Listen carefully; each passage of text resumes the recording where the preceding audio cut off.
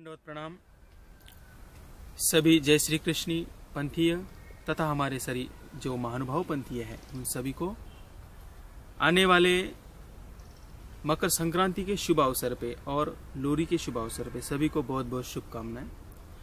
इस पर्व को निमित्त करते हुए मैं आपको इस पर्व की थोड़ी सी जानकारी देना चाहता हूं। एक भौगोलिक जानकारी क्या है, इसके पीछे इसका भौगोलिक महत्व क्या है, उसके बाद हमारे हिंदू धर्म संस्कृति के द्वारा इसका विशेषता महत्व क्या है और हमारे महानुभाव पंथ की दृष्टि से इसका महत्व क्या है।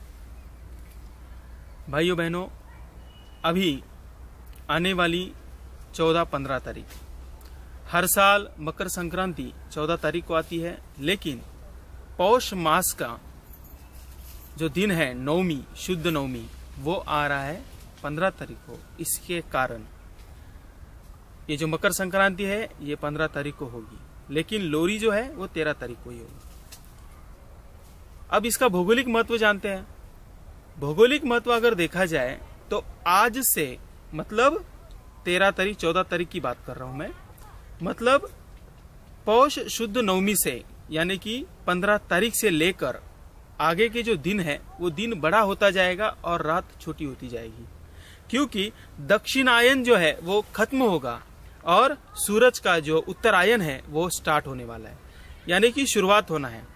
उत्तरायण सबसे शुद्ध माना गया है क्योंकि उत्तरायण में दिन भी बड़ा होता है, उस दिन में ऊर्जा ज्यादा होती है और हमारे जीवन में नवक्रांति नव ऊर्जा का संचार इन दिनों से शुरुआत होता है।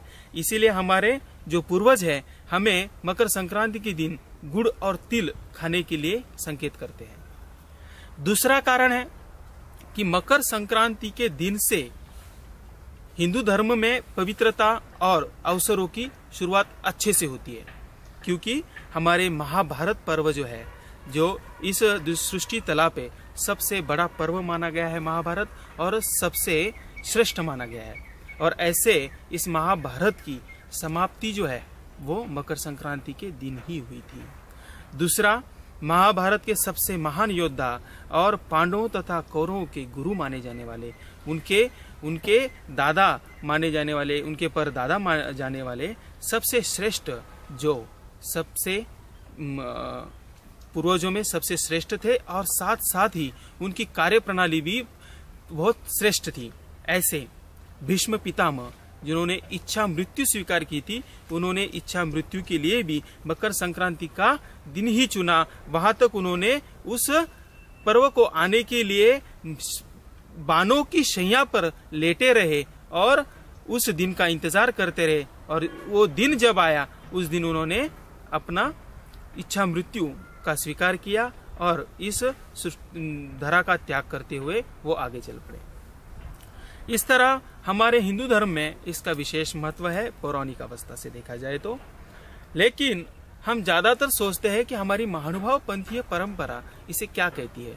तो अगर सोचा जाए तो महानुभाव पंथीय परंपरा इसे बहुत ज्यादा महत्व देने लायक है, क्योंकि आदरणीय श्रद्धेय हमारे इस महानुभाव पंथ में स्वामी जी के जीवन शैली के ऊपर काल निर्णय नाम की एक किताब है, जिसमें स्वामी जी कब, किस तारीख को, किस तिथि को, कहाँ पे थे, इसका अनुमान लगाने वाले आदरणीय श्रद्धेय खोकर निवासी पूजनीय श्रीधरानंद शास्त्री जी पातुरकर, इन्होंने इसका अनुमान लगाया था। तो उनकी किताब के अनुसार और उनके अनुमान के अनुसार अगर यदि सोचा जाए तो स्वामी जी मकर संक्रांति के दिन पैठन में गए थे। पैठन में जाने के बाद भोगावती के किनारे जाकर स्वामी जी ने, आज ही के दिन माना जाता है कि स्वामी जी उस दिन पैठन में जाकर उन्होंने बाकी अवतारों को भी, अदृष्ट अवतारों को भी वहां पे आमंत्रित किया था और उनके साथ चर्चा मंथन करके जीवों का उद्धार करने का प्रण वहां पे उन्होंने लिया था। इसीलिए मकर संक्रांति का दिन वास्तव में महानुभाव धर्म में एक क्रांतिकारी दिन है। इतना ही नहीं, स्वामी जी पैठन गए, वहां पे उन्होंने बाईसा को मिलने के बाद वहीं से आगे पौष शुद्ध एकादशी के दिन बाईसा को प्रेमदान दिया, और प्रेमदान देने के बाद स्वामी जी ने वहां से एकांत का निर्वहन करते हुए लोकांत को स्वीकार किया। फिर स्वामी जी भक्तजनों के साथ रहने लग गए। भक्तजनों के साथ स्वामी जी बोलना स्वामी जी ने शुरू किया और जीवों का उद्धार कार्य आरंभ किया।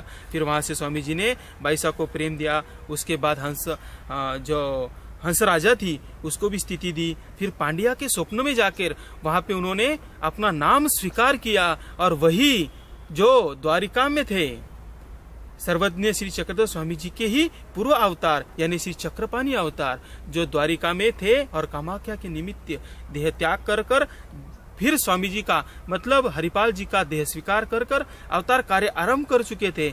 ऐसे सर्वज्ञ श्री चक्रधर स्वामी जी ने पैठन को चुना और इसीलिए हम सभी को उस दिन की लीलाओं को याद करना चाहिए। जो पैठन की लीलाएं हैं वो हमारे जीवन में वास्तव में एक नई क्रांति लाने वाली लीलाएं हैं। इसलिए कभी भी अहंकारी नहीं होना चाहिए। बाईसा का जो अहंकार था स्वामी जी ने उनको प्रेमदान देकर उनका अहंकार का नाश किया और साथ में उनको प्रेमदान देकर उनके जीवन को अपने स्वरूप में अपने अवतार कार्य के आरंभ में ही उनको प्रेम दान देकर यह कार्य आरंभ किया। इसलिए मैं पुनः आप सभी को निवेदन करता हूं, मकर संक्रांति के दिन इस शुभ अवसर पे हम सभी को भक्ति मार्ग का जो प्रण लेना चाहिए और भक्ति मार्ग का जो सबसे अहम मुद्दा है वो है प्रेम और भक्ति। भक्ति का दूसरा मार्ग है ज्ञान। तो स्वामी जी ने वहां पे प्रेम दान देकर इस धारा की शुरुआत की है। इसलिए सभी को निवेदन है कि मकर संक्रांति के दिन से कुछ नया प्रण संकल्प लेकर अपने जीवन की नई शुरुआत करें। तो सभी को पुनः पुनः मकर संक्रांति की और लोहड़ी की बहुत बहुत मंगल कामना। धन्यवाद।